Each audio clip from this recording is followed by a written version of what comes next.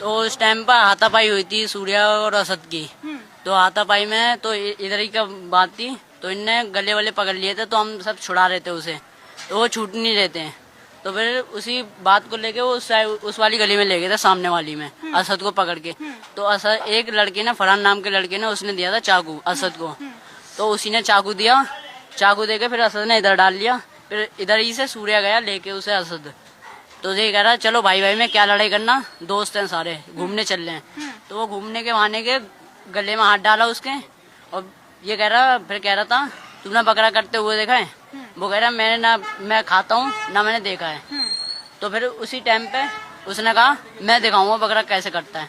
उसी टाइम पे इधर मारा चाकू उसके, पहला चाकू मारा, वो निकाल लिया, फिर दूसरा चाकू मारा, वो घुमा दिया था और वो इधर से आर पार हो गया था। ये बात। तो उस टाइम पर हाथापाई हुई थी सूर्या और असद की। तो हाथापाई में तो इधर ही का बात थी, तो इनने गले वाले पकड़ लिए थे, तो हम सब छुड़ा रहे थे उसे, तो वो छूट नहीं रहे थे। तो फिर उसी बात को लेके वो उस वाली गली में ले गए थे, सामने वाली में, असद को पकड़ के। तो असद, एक लड़के ने, फरहान नाम के लड़के ने, उसने दिया था चाकू असद को। तो उसी ने चाकू दिया, चाकू देके फिर असद ने इधर डाल लिया। फिर इधर ही से सूर्या गया लेके उसे असद।